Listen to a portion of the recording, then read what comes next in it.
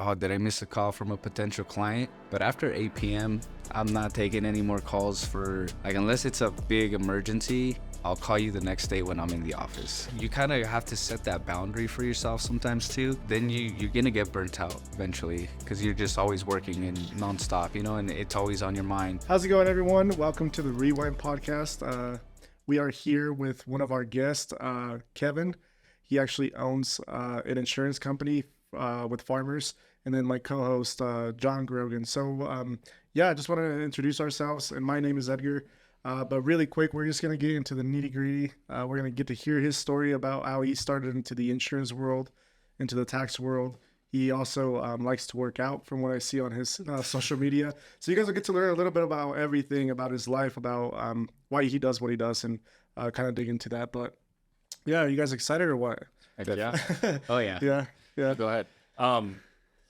Yeah, I'm excited to learn all about your, it's funny because our two, I guess businesses kind of connect in certain ways because we're in construction and we do a lot of the insurance side, we do a lot of the insurance restoration work, which you're affiliated with, obviously. So it's going to be cool to get to see that dynamic from both sides, get to see you on the other side from what we experience on a day-to-day basis. So super excited.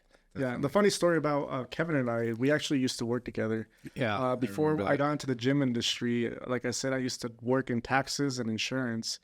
And him and I go way back into those days. So oh, yeah. I remember that. We were just talking a little bit about that. But yeah, no, I guess before that, we're going to go rewind back in time into your story of like, what was it like growing up? For you here, were you in Colorado? Were you in a different state? So me and my mom, and my sister, we bounced around a little bit when I was young. So up until about the age of 3 or 4, I was just kind of bouncing back and forth between the U.S. and Mexico. Then eventually in, 2000, she decided to stay here. We stayed here in Denver.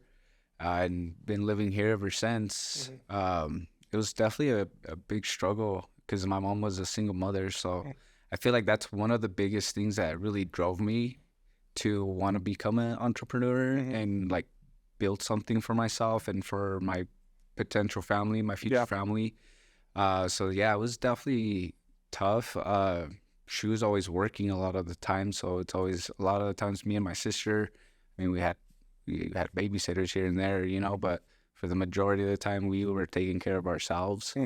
That's kind of how we grew up. And it's tough. Like, I can relate in that sense of mom having to work all that. I talked about it the last podcast, but I don't know if it was for you, but how was that? Like, was it hard for you guys to kind of like, because essentially you're raising yourself.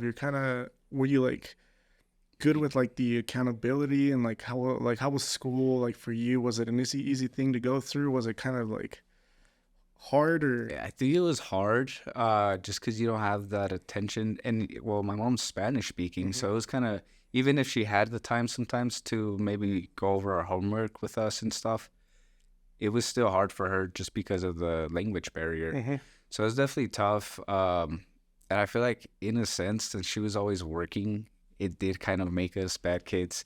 We were very obedient. We were very bad kids growing up. But eventually down the road, I kind of started to look at my life differently and decided, you know what, like I need to get my excuse my French, but my shit together and like do something for myself. Otherwise, I'm going to end up on the street or not doing anything with my life. And I didn't want to go that route with myself. So where do you think like that transition happened where you were like, what was the moment that made you realize that you were like, I need to get my shit together and I need to, Probably around that time when I was 16 years old, just having a lot of conflict with my mother, kind of seeing within friendship relationships that like maybe some were as true friends as I thought they were. And I feel like eventually down the road, I kind of started to see it like, hey, life's not about friends, partying, and that sort of stuff. So that's where I decided to kind of flip the switch, and I was like, all right, well, what's important? One of the first things was like family. So your family is the most important thing. So take care of your family. And so that's where it kind of started. And then it kind of went like a transition over a few years. Because I still kind of kept bouncing back to some bad ways here and there. And then eventually I just kind of like, you know what, you start to get kind of bored of that, just going out to party and being with friends and stuff. Like, it gets draining after some time, and you're just like there's got to be something more, you know? Yeah. So I feel like that's like right around high school, the end of high school is where I kind of started to see that transition in myself. And it's awesome that you like transitioned that early, because I know, I mean, there's a lot of people that, man, their partying, you know, lifestyle carries on for much longer, you know, into like their 30s and 40s. So that's awesome that you came to that realization that early in life. And it's also cool to see the similarity between both of your guys' story, because I had a completely opposite way to grow up, like where you guys were both, you know, single mother, you know, households, both you know, came here from Mexico, back and forth, very crazy sporadic lifestyles. Like I guess you could say I had the your traditional, you know, middle class white kid, you know, way of growing up, if you want to put it that way. I wouldn't say it was really that way, because we had our own struggles. We were by no means rich, but my mom was around all the time. So like my dad went to work, paid all the bills and everything, and my mom just stayed home and took care of me, my 6 brothers and 2 sisters and stuff. And so like having that, like I've definitely seen the impact of having that solid foundation in my life that's kind of kept me grounded from a lot of these other things. So to see your guys' stories where you didn't have that and you still pulled yourself up and out of the mud and stuff like that, of, you know, partying too much and all of that stuff and creating your own company, it's really cool to hear that and see that, because like I said, I mean, realizing that in high school is not a normal thing. Oh no, and I feel like you kind of grow up really fast because of it. Because you have a lot of more added responsibility. At least I did it in my case. And I mean, I owe it to my mother. Back then, maybe I didn't appreciate it too much. But now I look back and I'm like, I'm really thankful for all the things that she taught me along the way. That maybe in the moment I was upset because I would do like some little carpentry work for her here and there, because she would rent out parts of the basement, the house. So I was kind of like the little handyman she had to help her take care of those things. So I had to grow up quick, you know, and I feel like that probably also played a role in it. And it's kind of funny that you mentioned like how a lot of people don't make that transition. I feel like a lot of the people I knew back then that were a lot more calm are now like the opposite, and they're like more of into the partying and that sort of stuff. So it's kind of interesting to see. But I mean, we all have our own paths and our own lives to live. So, but yeah, and the decisions are not. They can be easy, or they can be very difficult, because you never have that hard hand. Like I didn't have the hard, you know, a father figure to be like. The dad wasn't like, hey, I'm going to kick you out if you keep being like an idiot type of thing. It was more like my mom had so much grace for me, so much love, that she never, you know, wanted any harm to happen to me. Even if, you know, kind of relating on that, even if I messed up, she would still try to find a solution for my mess ups. Right. As opposed to like, hey, you need to learn from that. And like on top of that, like you need to discipline like your child, which that's how I see it now. But it's kind of crazy because a lot of people grow up with that. And some people like go the opposite because they don't have discipline anymore. They're like freed, and they're like, I can do what I want now. And I feel like that's one thing that my mom did not really teach me a whole lot, which is one thing that I've been working on with myself lately, is being more disciplined with a lot of the things. And you'd be surprised how much building a routine throughout your day can make a big difference. So that's one thing that I've kind of been working on in my life lately. That's definitely done a big 360 for my life as far as like organization and that sort of stuff. So that discipline is definitely important. It creates that structure that, you know, you maybe would have had like with a father figure or something like that. And that's awesome that you like took that on, because definitely, you know, coming from the other side of things, like having that father figure that, you know, because I got kicked out multiple times in my life growing up. And it was, you know, it was good for me, and it was good. And it definitely depends on like, you know, because some people are in my situation where they, you know, they had the father figure, they had that lifestyle growing up, they had all those components there in life, and yet they're still not doing so well. You know, they're still, you know, not using their time wisely, and they're taking advantage of like, you know, they had all this structure growing up, and so now they want no structure. They want nothing to do with any of it.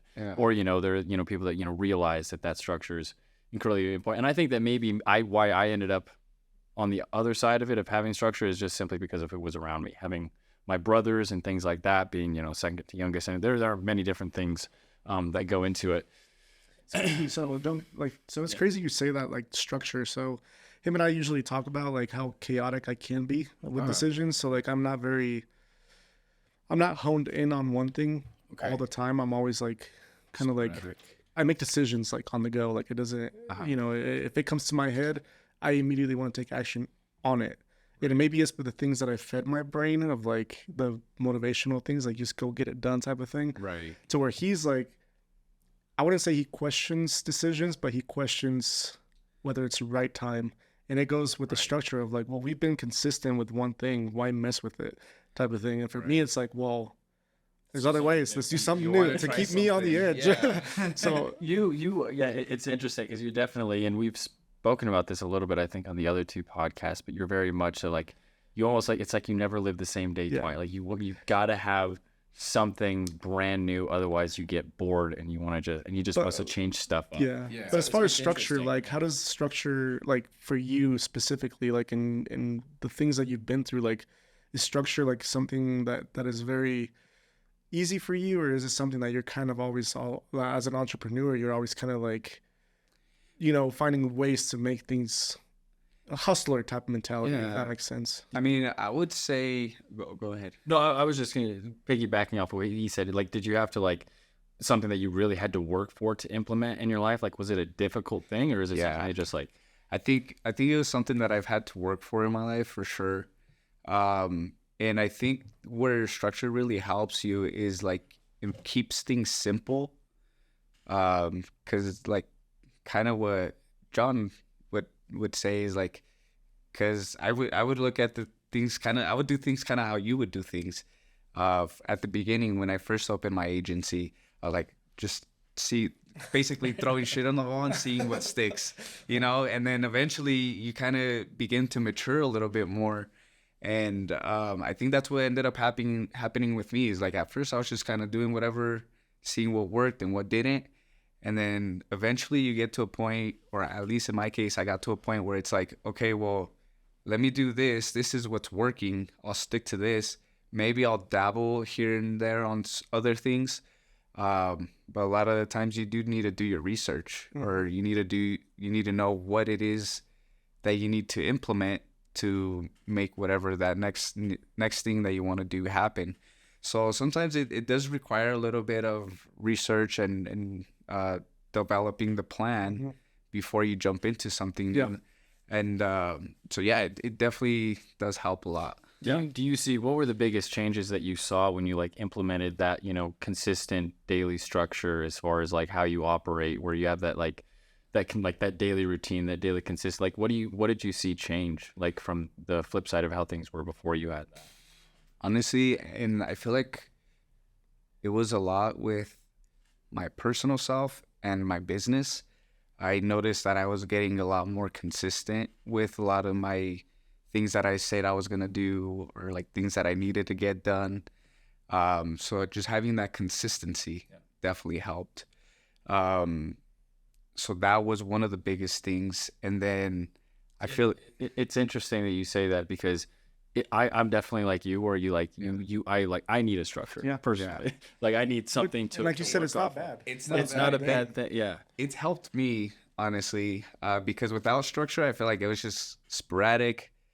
And it's just like very hard to get things done sometimes. Well, what I was gonna say is like it's almost like it's like for people that struggle with getting stuff done and stuff like that, or like going to it's almost like a muscle that you have to build in your brain. For people who don't have that, like pull the trigger, like that consistency and that routine, like it built the discipline muscle in my brain to like get stuff done. Like as if you can do the same thing over and over. But that's what it did for me personally. So that's cool that it did that for you too, it seems. Yeah, definitely. And also with my business, I've noticed that it started to bring a lot more clientele, because I was really bad with that at first, because I'm a business owner. I have freedom of time. I don't have to listen to anybody, you know? So that was like kind of my mentality at first.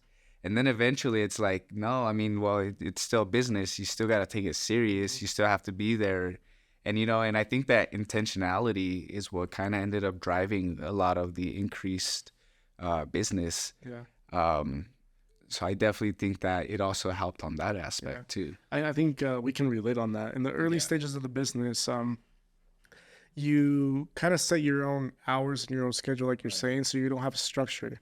Right. So the first thing that if you're opening or considering opening a business, like, is figuring out your schedule first. Like, your mandatory hours that you're working, no matter what it is. Like, it's still a job. You're still getting paid. You are the business owner, but you can't take that for granted, because if you don't do it right, you're gonna lose it, like, in a heartbeat. And you definitely can if you don't take, like, I completely agree with that. And because you can just like neglect your business, and then it's gonna go to the grounds, and you're gonna, you might even blame the industry or whatever. No, it was you didn't put in the work. Yep. It failed because you didn't put in the work to drive it. You hold yourself to the standard of, like, treating yourself, because it's, most people think like the business owner is like, the person, and sometimes, business owners are like this and they treat themselves this way, but the one that, just kind of points the finger, tells people what to do, but they, they're the one making the bucks. They're the ones, with all the free time and stuff like that. And I realize it's the exact opposite, especially small business. Small business, like, you are like everything, it relies on you, where it's like slave to keep that thing running, because it's like, the big thing they hit me is like, you can't nope. If you don't get it done, nobody's going to get it done. You can't pass off the work. You can't pass it off. Be like, yeah, well, if I don't do it, somebody else is going to pick up the slack. Like, no, right. It's like I wish I. No, it's just, it's just crazy what, not to go into politics or anything, but it's like you work so hard and you make your living, and then you still have to pay, if you have employees, you have to pay your employees. But on top of that, like, taxes. And you and I come from that background of what it's like to either be a W-2 or a 1099, and like the differences between. And I was like, well, I'm gonna spend as much money, because if I don't spend the money, it's like it's gonna literally go to taxes. And you stuck with owing $10,000 in taxes. As a business owner, there's so many different things that happen in the tax world that we can talk about, but it sucks. It definitely does benefit having a good CPA or accountant, somebody to help you with your taxes that can kind of guide you where to invest your money to kind of help offset some of those taxes. Because you can end up with a big tax bill if you're not wise where you invest your money back into your business. And and there's a lot of ways you can do that. So you can take advantage of it and grow your business. But to kind of rewind a little bit, because we've kind of gone a little bit about like the whole, but I guess my question is, back when we met, like, your mom, we took some classes for tax preparing with a company pretty close to here. And around that time is when I first got my permit. So that was my first actual like legal job, to say the least, because I was working under the table a lot, like, for a mechanic shop and stuff like that. So when I went there to work for that company, like, your mom was a part of that group of learning. And I think you showed up almost at the end of the lessons of how to file taxes, or you showed up after. I can't remember. I think it was towards the end. Because I think at that point, it was probably either my second or third year. I want to say second year. Okay. So during that time, what were you like up to? Like, what drove you to want to do, like, I guess taxes? Because insurance, I think, came after with that company. It's actually kind of funny. So my senior year of high school, I was working at a buffet at Golden Corral. So I was working there, and I was kind of getting tired and kind of fed up with the schedule and everything. And I was getting ready to graduate and go to college, and I was trying to find just a better paying job. And the opportunity came up, and at first, honestly, I was very like, nah, I don't want to do that. It's boring. But my mom kind of talked me into it. She said, come on, it's a desk job. You'll be working a lot cleaner. You'll get paid more. It's worth it, and it'll look good on your resume. So I was like, all right, you convinced me. And so I started doing it. And the first year was a struggle, because it's like you do the classes, but like once you're actually applying it in person, a lot of the times you tend to get nervous because it's your first time, you know. It's So legal stuff. So yeah, like, exactly. people are trusting you to file their W-2s, like, and input that correctly into the computer. Exactly. And then you submit, and then once it's submitted, it's gone. Yeah, and See ya, bye, you're Felicia. dealing with people's money, and you don't mess with people's money, you know. So Well, I've heard you don't mess with someone's wife, and you don't mess with their money. yeah. So For sure. But yeah, no, yeah. So that's how I actually got into it. Is my mother? She convinced me to do it, and honestly, for me, it was just another job to collect a paycheck, and I actually ended up really liking it. My second year, I was our bosses. I felt like I was almost his hand man with you a were lot really of the good. preparers. I remember I would come to you for questions. And I was like, dude, what do you do? Like, yeah, because like he was always so busy, you know. So it's like people would go for the next best person to get back to work, essentially. And just to say, like, so this guy like remembered there's specific codes in taxes, and I remember a few of them still, but like for the most part, it's like you know, do you write off like mileage on a car? Do you write off like the gas on a car? Do you write off the whole thing as a car? Like, and then you're just like, what do you do? Do you just do all of them at once? And you're like, no, you can only choose between either the tires or the gas. You can't do both type of thing. Back then it was that way. I don't know how it is now, but it's actually either you do the tires and the gas or the mileage. There you go. That's what it was. Okay, yeah. So little questions like that I was just like, I have no idea. I'm just gonna go to the Kevin, like, kind of cool. We're the younger ones there. Yeah, I it's kind of weird. I don't know if this has happened to you, but like I've noticed that a lot of jobs that I've had over the years, I tend to always like a lot of the times be one of the younger ones in the office space. So it's kind of interesting. And then like if you ever end up like in a higher rank than people older than you, that is a very How old are you if you don't mind me asking? I'm 27 now. So 27. Yeah, I'm not. You're still young. Yeah, Still young. I mean, you know, have your own company and stuff like that at 27. That's not a bad. yeah, it's not a bad age to start. So So your mom got you into yeah, so she got me into insurance, and then my third year, because that was just seasonal job, right? So my third year, where I ended up sticking around full time, that's where I ended up getting a little bit more involved with the commercial side of things with insurance. And honestly, I kind of saw this great structure of like insurance and taxes. They kind of go hand in hand with each other. Like it's a service that, for some reason, like people, if they do their taxes with you, they'll probably get their insurance. Or if they open up a business and you do insurance, they're likely going to go with you. Yeah. So I just saw the structure and I was like, dude, this is genius. So that's why I was like, okay, maybe I'll do insurance. And then eventually got licensed and then started working in that field to get a little bit more knowledgeable in it. And then I still kept doing the taxes on the side. So I started doing that from my mom's house. And like up until like a couple of years ago, I had an actual office to work from.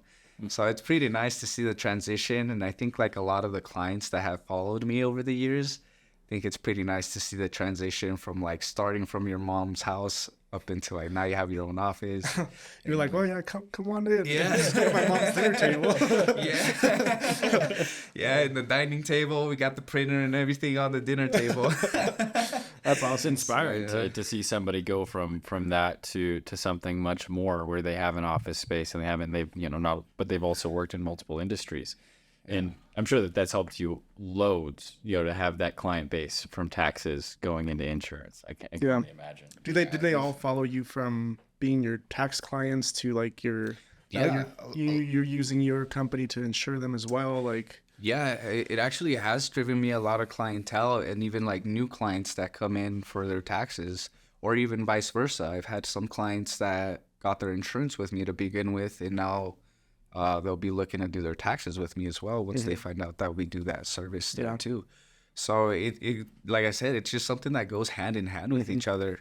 And when I saw that at our old boss's place, I was like, dude, this is a great structure. I'm gonna stick with this and then see where it goes. But it's been a lot of years and a lot of And he was smart, so he took you basically under his wing, because I remember he knew everything. Yeah. About taxes, he knew everything about small businesses, he knew everything about big businesses, he knew everything about everything. And I was like, I honestly freaking smart. I consider him one of my first mentors. I mean, even if we don't have much of a relationship today, I did learn a lot from him.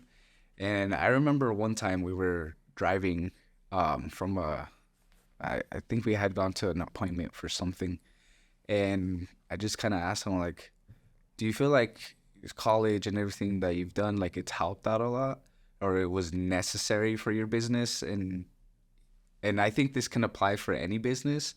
Like, you don't need it. You don't need college. It does help as far as, like, problem solving and that sort of stuff, you know? But you don't necessarily need it. Of course, if you want to be a doctor, definitely, or a lawyer, right? But like, there's other types of industries you can get into without a degree, and you can still do pretty well for yourself. It's just a matter of like, how bad do you want it? Yeah. I feel. So what was it? Was that the advice he gave you, or was it? He told me that you don't necessarily need it, but that I should still go, and it kind of resonated with me, and I kept trying to go to school and like finish up my degree and all that stuff. But I mean, I kind of had to help my mom out, had a lot of my own expenses, and then COVID hit, and that's where I just dropped out. And I was like, you know what, I'm done with this. I feel like it's just kind of stretching me too thin, and I'm not getting anything done as far as like my career and like business goals, and I'm not getting anything done as far as school goes. So I decided to drop it, and then that's kind of where things started to kind of snowball eventually over the years. And with taxes, it's a limited amount of time that you have for that industry. So it's kind of hard to build up a lot of clientele because it's a short period. So if you're not available, people are going to go somewhere else, you know? You mean like just the availability from like, you know, when you have so many months to get your taxes done, and then that's it. Yeah. So as far as, because I don't know a whole lot about taxes, as far as like, I guess, well, I mean, know enough to like, you know, obviously we do our taxes, but I don't know as far as like, you know, working it and stuff like that. Is that like a year-round job? Like, I mean, because people are only doing their taxes from, what are the months? Like, I think April is the cutoff date, right? So it's like from January to April. Is that what it is? So do you only work from that period to that period, or like are you still working the rest of the year when you're doing your taxes? Oh no, yeah, I'm still working the rest of the year, but it's very minimal. So I'll probably just get like 1 or 2 maybe every other month or so. It's just like maybe people that haven't filed them in years, and then now they're needing to file them. Or how does that work? Somebody who hasn't filed their taxes in years, like. Well, I mean, yeah. How do you manage somebody like that? Digging. Yeah, you got to do a lot of digging, a lot of documentation, like requesting a lot of documents with the IRS if they don't have them. Wow. So it can be a bit of a hassle if the person that's trying to file them doesn't have everything lined up. So yeah, it can be a little bit of a hassle. Sometimes you get people that have everything ready. They just never wanted to do them. And it's like, dude, you're a W-2. They owe you money. Do it. You're leaving money on the table, man. You know, what's funny is that like that first year that I worked in taxes, I had never, I hadn't filed taxes from 2 previous jobs. Oh, okay. I'm not going to go into the story why, but then when I started working in the tax field, they were like, I was like, hey, do you guys think I can file my taxes still? And they're like, yeah, you have 4 years after you have like your W-2 now. You have like, 4 years after to still file them until it like voids, or I don't know what happens after that. But I had 2 of them. And then they looked at my W-2 and they were like, dude, they owe you money. And I was like, oh, can I do them now? So I paid like $97 and I filed them, and then I got my $2,000 check later on. I was like, I've been missing out on $2,000 this whole time. Dang it. Nice. Yeah. Honestly, my story was the opposite. The first year I did taxes, I ended up having to pay them. But the reason why was because before working in taxes, I didn't know anything either. So I ended up like letting them fill out my W-4, and they put a bunch of dependents on there for me. And next thing you know, I get my form, you know, and they didn't take any federal taxes, so I ended up having to pay them. So I was a little pissed. I was like, screw this. I don't want to do taxes. But then like once you get into the field and you start to get some knowledge, I was like, okay, well next time I just make sure to put zero dependence, and then my situation got a lot better moving forward. Yeah. And so, do you have? Oh no, I was just gonna move the conversation forward. Yeah, go for it. I was gonna, so what moved you? I know you talked about like as far as you saw the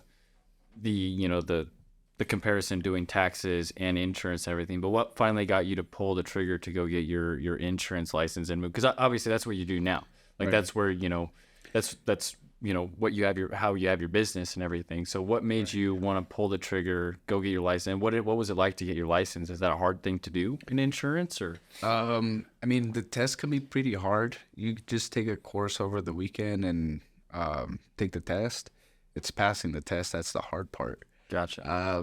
It took me like 4 tries to pass mine. Okay. But it was, other than that, I mean, there wasn't a lot that I had to do. There's no other like qualifications to run an insurance firm or anything like that? Well, you do have to pass a background check, so clean criminal record.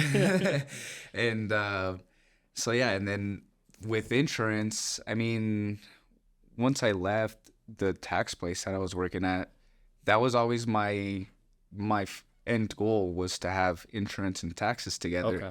So once I left there, I did just work in the oil fields for a summer with some family members. So because they're like really like supervisors and high ranks in those industries, so they were able to get me a job. And then, but I mean, I'd never wanted to do that for the rest of my life, just being away from home a lot of the times. Yeah, depending on what you're doing. Yeah, it's really dangerous too. Yeah, for sure.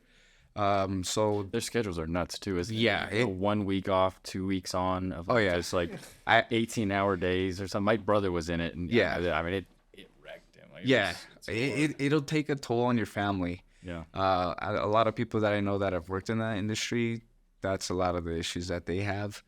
It's very unfortunate, but it's kind of the price you pay in that industry, I guess you can say. So my initial goal was actually to be a chemical engineer. Oh, really? And then working in the tax place and seeing like, oh, you can do good for yourself in this industry.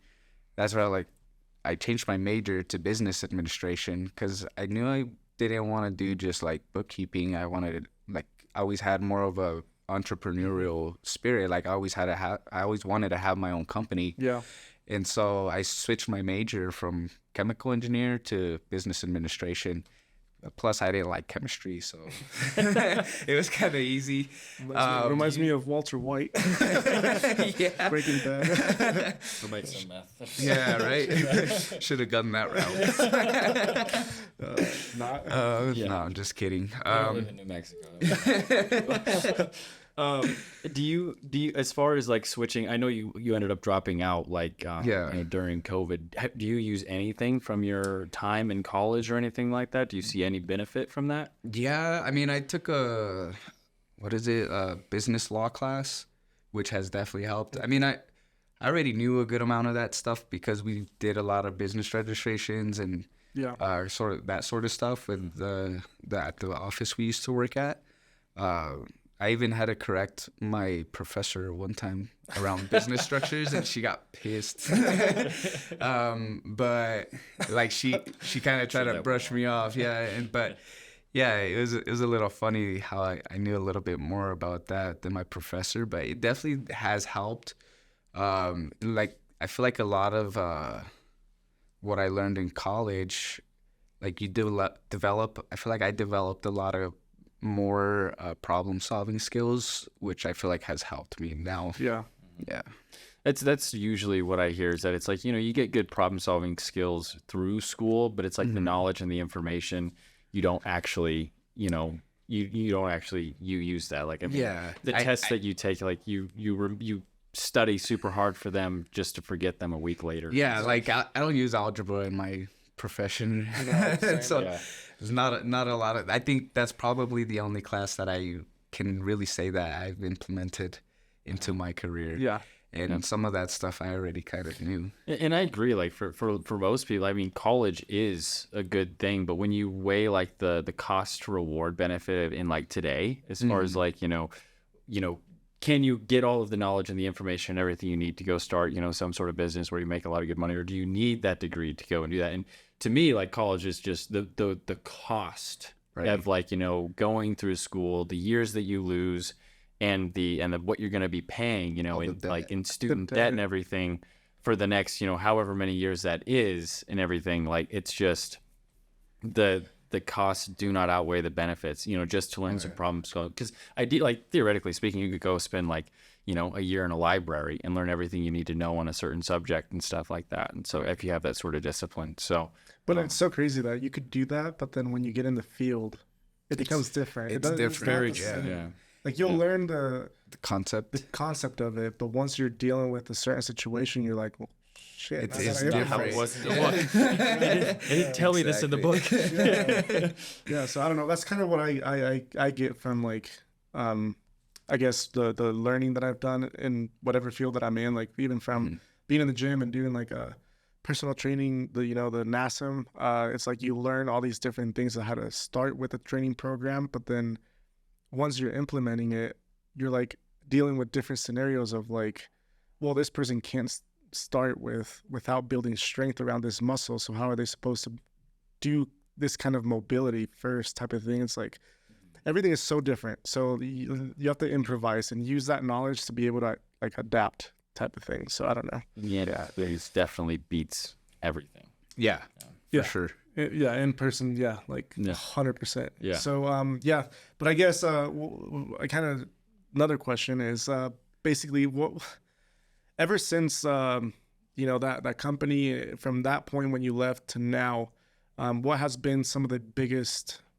hurdles and struggles in the personal development area of your life, but then also the professional side of things, like being able to be consistent with your personal life, and then how do you like adapt to run a business? Like, basically you're open 24/7 realistically. If you're a business owner, you have to be available like at all times almost.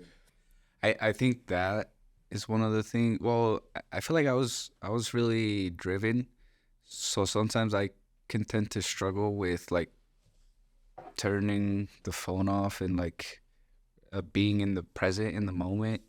Sometimes you just have so many things going on, and like they're just kind of like in your head until you, at least in my situation, like sometimes something will not leave my head until I get it done. Or sometimes I get too caught up with other things that I forget all these other things that I have to do too. So I think that's definitely one thing that I've struggled like personally. As far as the business side of things, so kind of pause on that one. Like, what have you done to like improve that area? If it's like a struggle, you always want to find like how to tune it and how to like make it, not a struggle. But I decided what I started to implement, which is like the focus mode on the phone, on the iPhones.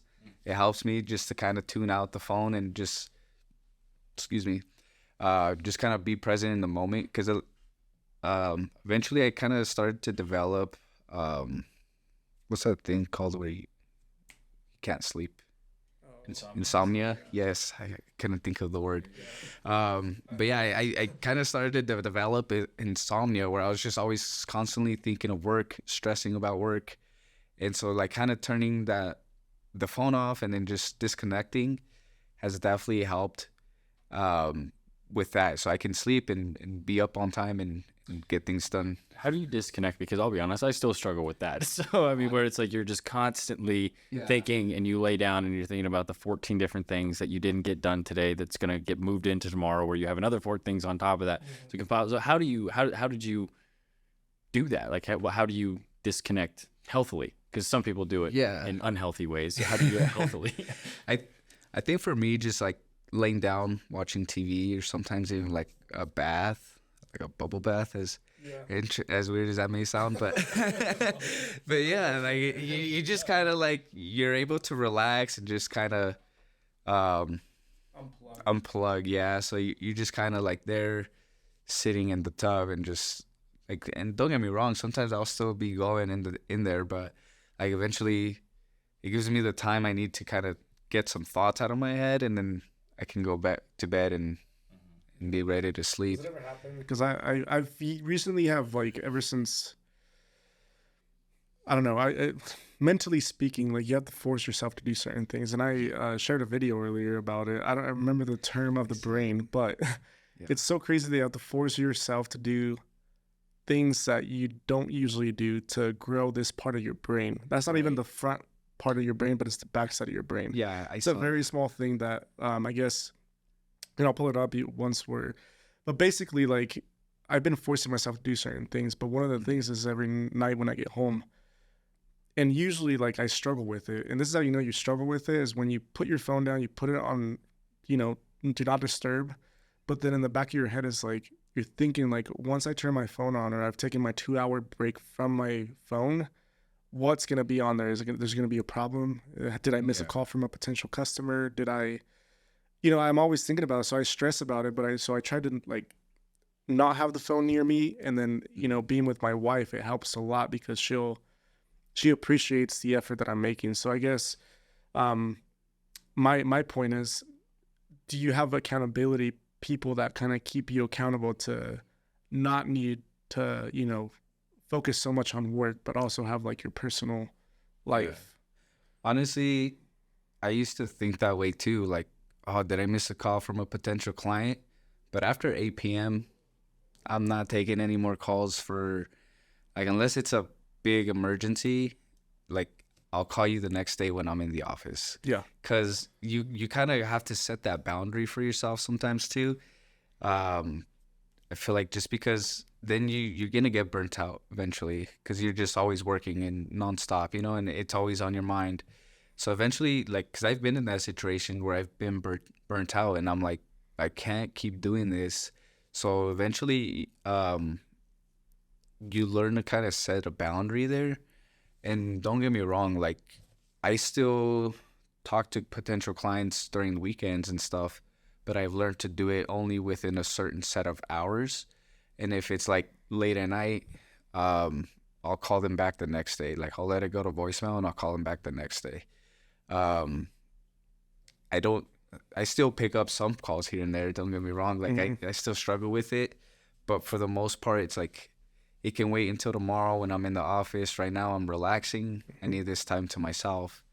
And what sucks is that, like, so people have their jobs, they work their 9 to 5, whatever their schedule looks like. So when they get off, they want to make the contact with you, even if it's like past the time that you're also off. Right. But then at the same time, so like for us, it's like we're dealing with large ticket numbers of houses, $40,000, $50,000 projects that we're doing. So you feel guilt if you don't answer. It's like, well, they're paying me X amount of money, so I should be there for them no matter what the situation, or even a quick text like, hey, I don't know right now, but get back to you tomorrow type of thing. Yeah. But even that is like, sure, you're kind of putting a boundary there, but you're still responding. You're not really disconnecting. You're still, you know what I mean? It's tough. I agree with you. You do feel kind of guilty, and I feel like I felt really guilty at first. And I think it just depends on, like, if you know that person and their schedule and that sort of stuff. Like, I do take some calls here and there, but I'll usually try to get back the next day. And sometimes you do lose some clients because of it. I'm not gonna say I haven't, but at the end of the day, you also gotta protect your own sanity, or else you're not gonna be operating at full potential. Yeah. So that's kind of what I've learned, is that you gotta set your boundaries and your time, so that way you can operate when it's time to get to work. Yeah. And I mean, it. Some people do feel like they do deserve your attention at 10 p.m. at night for an ID card.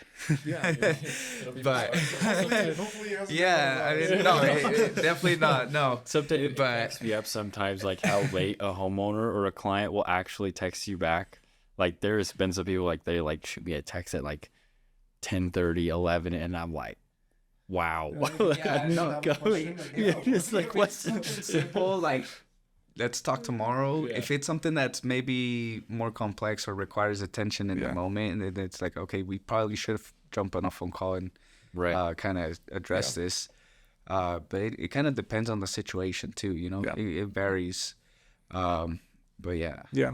So I guess to transition to another topic, so essentially I've seen lately that on your social media you've been very active with working out. So like you've been training a lot, you know, you look swole, no homo. You're looking good. And so how has fitness kind of you know, helped you you know, get yourself, like, does it help you mentally? Does it help you physically? Does it help you both? Like, do you recommend it to other, you know, insurance owners of, you know, agencies to get more involved with their, you know, personal care? Have you been working out for a while? Is there something new that you implemented into your life, not just to add on to what I was saying? So I've done it on and off. I would say since like sophomore year of high school. So it's kind of been on and off. This last year is probably when it's been the most consistent throughout the whole year. So I guess you could say it's more recent implementation of like a daily habit. And it's definitely helped me develop the discipline to get up and start the day off right.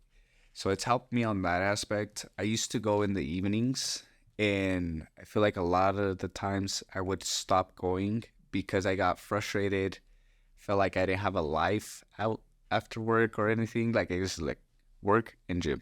And that once I got married, it's got to a point where I feel like I couldn't do anything with my spouse because it's like, well, I gotta go work out. So switching the routine to the morning definitely helped a lot. As far as like being disciplined with my morning routine, helped a lot on that aspect. And then it also helps out a lot mentally because you get really stressed and like you don't move a lot working in an insurance office. So definitely helps having that mobility. And then I like to do outdoor activities, so it helps also in that aspect. Like now I can actually go and ride my bike or something like that, you know, and not feel so gassed out so quickly. So it helps on that aspect. I definitely recommend it to everybody, honestly. Working out has definitely helped me out a lot mentally and as far as like my disciplines and all that. Yeah, being physically active, agile, and everything, like it really does affect. I mean, both me, Edgar, and myself, we started in the fitness industry, and it's carried along through. Like not as consistent as I would like it to be, but it's carried through. And I can say that for myself, like having that discipline to work out, push your body, and everything, like just bleeds into all of your other work. Yeah, all of it. I agree. I feel like when you really like really go after it at the gym, like I feel like you carry that throughout the day in your work. Yeah. So like it really does help a lot. Mm-hmm. Well, and the science aspect of it, just what it does to your endorphins and your hormones and everything like that, you just feel better. You just feel sharper. Well, you build confidence. You build confidence is one. You build discipline. So when someone works out, you know that they have even a little bit of muscle, you know they had to be consistent to have what they have. They didn't just make it in a week. They had to go consistently. And you don't even know their background. Maybe they used to be overweight. They used to be very skinny, you know, that type of thing. You never know. And any person that, you know, now being New Year's and everything, I've seen a lot of new faces at the gym in the mornings. Oh, yeah. It's one of those things where I don't even get mad. I really do like support the fact that they're there because they're trying to make themselves better. So people that get mad over the fact that other people, you know, the gyms get packed or everything, like that's good for them. Yeah. Because they're literally like going after something that they don't have or that they never had type of thing. And yeah. And I'm all for it, honestly. Like I do like that some people are looking to better themselves, but there are some people that go and they just kind of sit there on their phone, twirling their thumb. You work harder. Yeah, like you could have done that at home, but there's few of those people. Like, yeah, I really am. Like, I feel like a lot of people when they start their journey in the gym, and because I would feel this way, and myself included.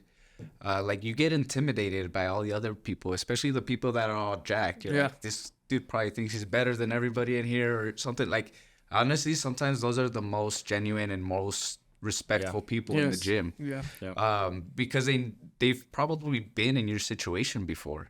And a lot of people think quite the opposite, like, oh, he's arrogant or whatever because he's Some jacked. are, Some are, yeah. Don't get me but wrong. like for the most part, there used to be a gym up the street from here. It used to be called Better Bodies, and there used to be like the older school, like bodybuilders. Like these dudes are jacked. They're repping like 315, like it's just the bar type of thing. And I got to meet a lot of these people.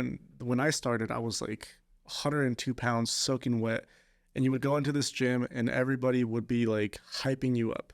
And these dudes are like 3 times bigger than me, but they were there. They were like, if you're like hitting a new max, they're just watching, and once you get down there, like, hey, good job, good shit, get more next time. Which is like, yeah, I should get more next time. Most of the time, those guys are those are the ones they'll spot you, they'll pump you up, they'll say, you know, good stuff, you know, like, you know, that was my experience as well. And for some of them, it's like a mental part. So I guess going into the mental part, like even bodybuilders that I've met and people that have been in my life, like I have a friend who's Hawaiian. He used to be he is huge probably to this day, but he was just jacked. He's the one that trained me. He's the one that helped me, introduce me. But for him, sometimes it was the mental side of things. That was his place to go, like release stress. Yeah. He didn't even care about how he looked, even though he looked great. But he just, when he went in there, he was in his environment. He was friends with everybody. It was his community. Like, is that something that you kind of get from the gym, or is it more like... Actually, now that you mention it, it kind of does like bring back memories of when I first started in insurance. Like when I first started, I wasn't going to the gym, and like I would get home, I would feel frustrated, and like just because you deal with a lot of people and you get stressed throughout the day.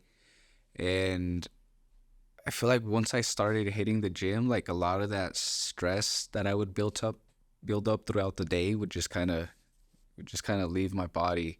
And yeah, it's just you learn, you meet new people at the gym, you learn new stuff, like you share tips and stuff like that with other gym goers. And so it definitely does help. It's like a little temple, you know, it's like your church or something, you know, like that's kind of the way I look at it sometimes. So it definitely does help a lot on that aspect. That's awesome. That's awesome. We're running out of time. I think we got like 5 minutes or something like that left. But I wanted to ask you for tips and tricks on, because I mean insurance is your work, right? And it's what you do. As far as like for the listeners and the people out there, like what are some tips and some tricks as far as in the insurance industry that you can give them to make them more better acquainted, whether it be with their policies or their, whatever that may be. Words of wisdom from you. Yeah. So there was a few things that I had thought about mentioning on the podcast when Edgar asked me to come and talk to you guys.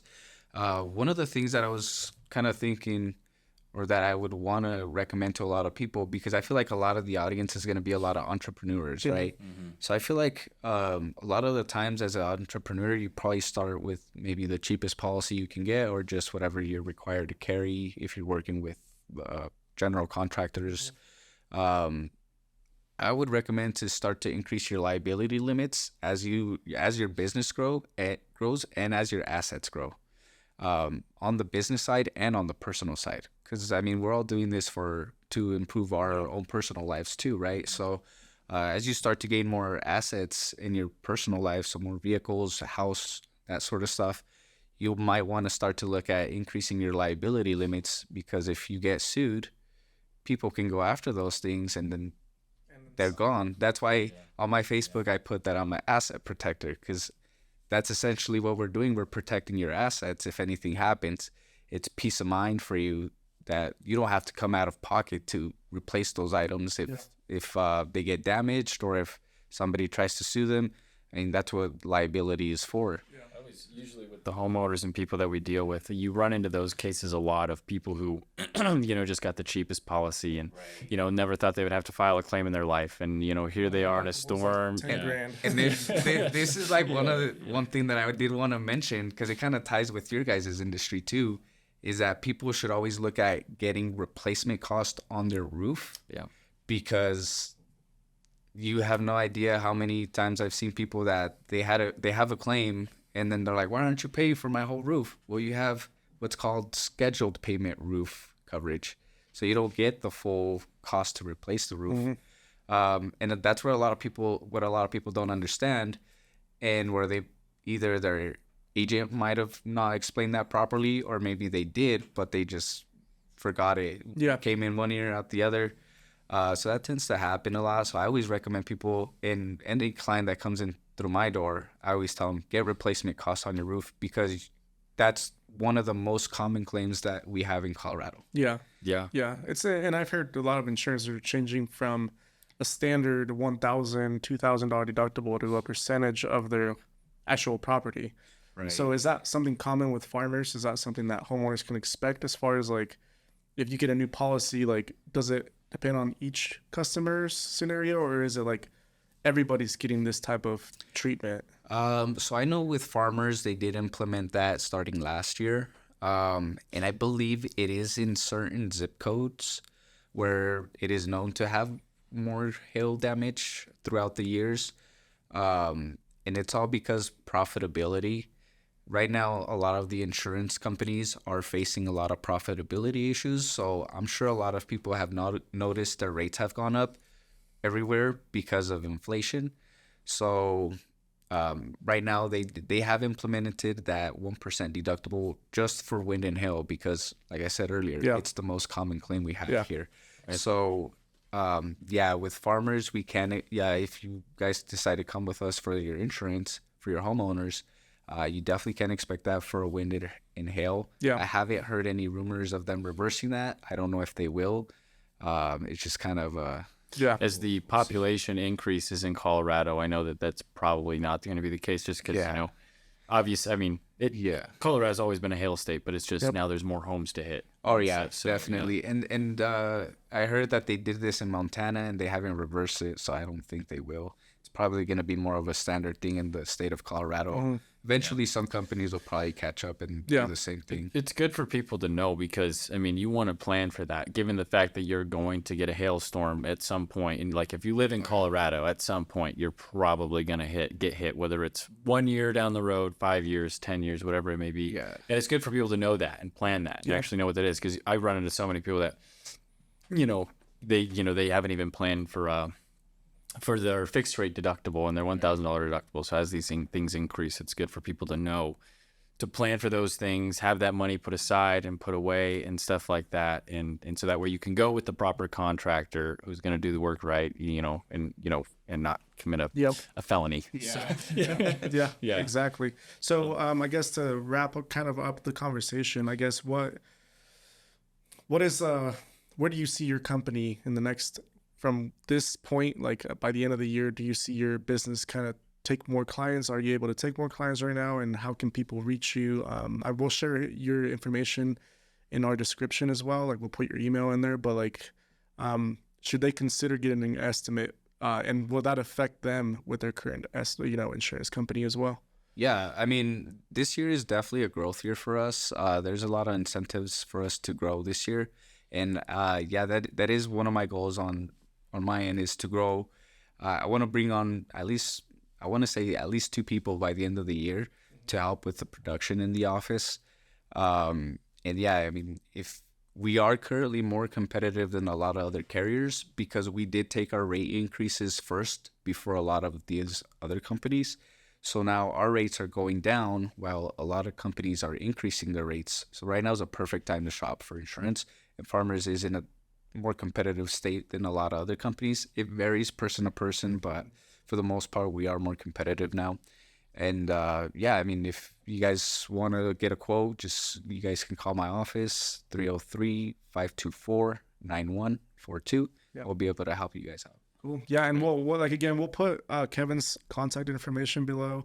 I hope people got a lot of information as far as your story goes. It's very inspirational, and it's also very encouraging because one of the reasons we did this podcast is because we want to hear stories like yours.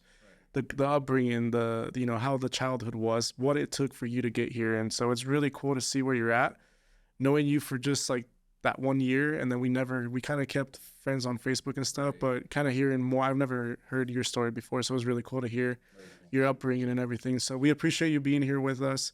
I guess to wrap up, If you guys need an insurance quote, reach out to Kevin. We'll put the contact information at the description. And with that being said, I guess we'll wrap this up, and we'll see you guys on episode number 4 next week. Thanks the following week. See you guys. Thank you.